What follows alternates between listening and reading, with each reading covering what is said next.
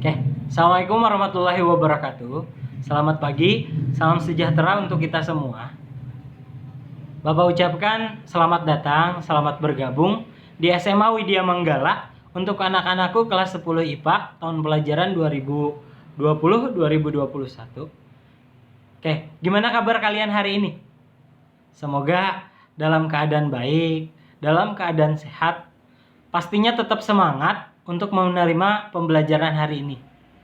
Nah, seperti kalian ketahui bahwa kita masih melaksanakan pembelajaran jarak jauh. Oke, sebelum kita memulai pembelajaran, alangkah baiknya kita berdoa supaya apa yang nanti Bapak terangkan, Bapak jelaskan, itu kalian bisa cerna, kalian bisa pahami secara maksimal, ya.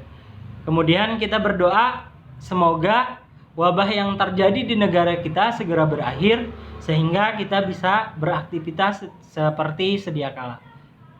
Berdoa menurut agama dan kepercayaan masing-masing, berdoa mulai.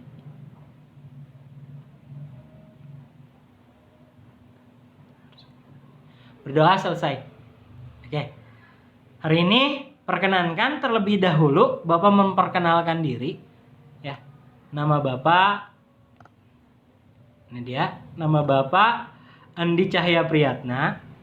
Kemudian tempat tanggal lahir Kuningan, Jawa Barat, 12 Juli. Pendidikan terakhir S1 Pendidikan Matematik. Oke. Materi yang akan Bapak terangkan hari ini adalah bab 1 dalam semester ini, yaitu berjudul Hakikat dan Peran Kimia dalam Kehidupan, Metode Ilmiah, serta Keselamatan Kerja di Laboratorium. Bab 1 ini dibagi dalam 2 subpokok bahasan. Yang pertama, hakikat dan peran ilmu kimia dalam kehidupan serta metode ilmiah. Yang kedua, keselamatan kerja di laboratorium. Kemudian, tujuan pembelajaran kita hari ini, ya. Tujuan pembelajaran kita hari ini. Jadi nanti setelah Bapak terangkan, setelah Bapak menerangkan materi, itu diharapkan kalian yang pertama, ya, memahami pengertian, ya, memahami dan mengerti tentang pengertian hakikat ilmu kimia. Oke, yang kedua, mengerti tentang peran ilmu kimia dalam kehidupan sehari-hari. Oke, Bapak hanya batasi 2 tujuan pembelajaran untuk pertemuan kali ini dikarenakan keterbatasan waktu. Oke.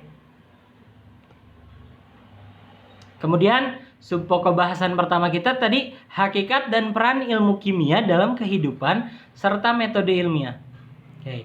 Ternyata ini dibagi menjadi 3 subpokok bahasan. Yang pertama ada hakikat ilmu kimia, yang kedua peran ilmu kimia dalam kehidupan, yang ketiga itu metode ilmiah. Oke. Masuk ke nomor 1. Tadi hakikat ilmu kimia. Apa sih yang dimaksud dengan hakikat ilmu kimia? Ya. Apa sih pengertian dari hakikat ilmu kimia?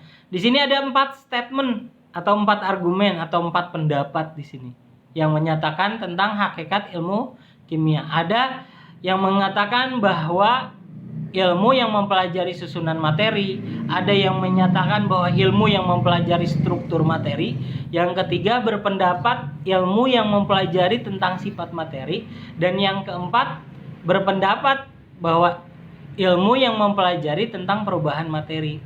Terus kesimpulannya apa? Berarti dari keempat pendapat ini, itu kalau kita simpulkan berarti hakikat ilmu kimia adalah ilmu yang mempelajari susunan, struktur, ya, sifat, serta perubahan materi. Itulah kesimpulan dari hakikat ilmu kimia. Ya, itu hakikat ilmu kimia. Oke, dari hakikat ini, maka timbullah pertanyaan dalam benak kalian nih. Yang ada dalam benak kalian. Bapak ambil 3, ya. 3 poin penting nih dalam hakikat ilmu kimia. Oke, yang pertama, air dan alkohol. Kalian tahu air dan alkohol merupakan benda cair atau senyawa. Tapi mengapa alkohol lebih mudah terbakar dari air? Itu 1. 2, walaupun struktur intan dan grafit tersusun atas karbon. Tahu intan? Tahu grafit? Intan itu ya itu permata ya, permata semacam berlian begitu kan. Oke, grafit tahu? Grafit itu adalah areng sebagai bahan dasar untuk pembuatan pensil 2B. Kalian tahu? Tapi kenapa intan lebih mahal daripada grafit? Itu yang jadi pertanyaan ya. Ternyata struktur dari intan dan grafit itulah yang membedakan kenapa intan bisa lebih mahal dari grafit.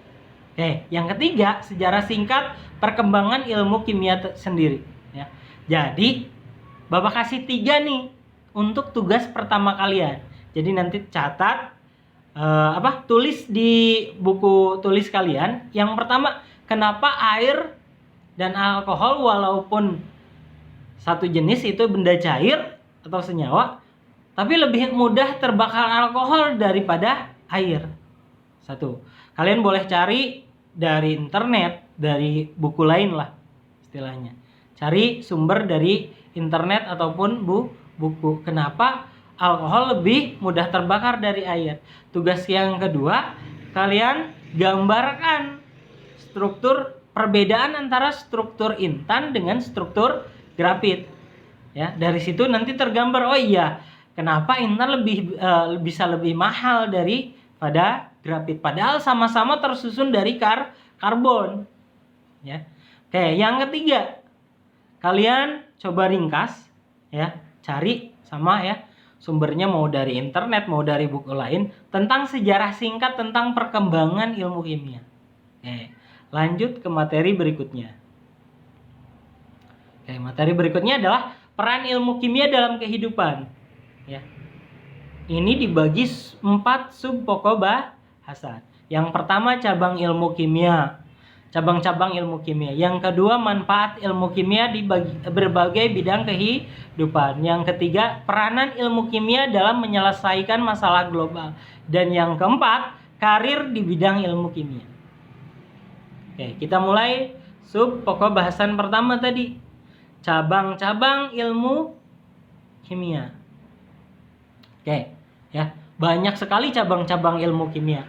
Alasan kenapa bisa cabang-cabang ilmu kimia ini terbentuk adalah karena ilmu kimia sendiri adalah itu dianggap sebagai sentralnya sains. Artinya peranannya sangat penting bagi bagi pengetahuan lain gitu, ilmu pengetahuan lain ya. Selain itu agar lebih spesifik saja gitu. Ya, agar lebih spesifik lagi dalam mempelajari materi-materi yang ada di alam. Itu kenapa cabang-cabang ilmu kimia terbentuk. Oke, cabangnya apa aja? Yang pertama, kimia organik. Kimia organik ini mempelajari apa aja? Ternyata dalam kimia organik itu mengkaji struktur, komposisi reaksi, dan sintetis senyawa-senyawa organik seperti alkohol, karbohidrat, bensin. Ya, itu yang dipelajari dalam kimia organik. Yang kedua, ada kimia anorganik. Ya, itu mengkaji senyawa-senyawa anorganik, sifat pembuatannya seperti pembuatan garam mineral, senyawa logam, material. Itu dipelajari dalam kimia anorganik. Kemudian ada kimia analitik, ya. Kajiannya mengenai kimia kuantitatif, ya. Di situ.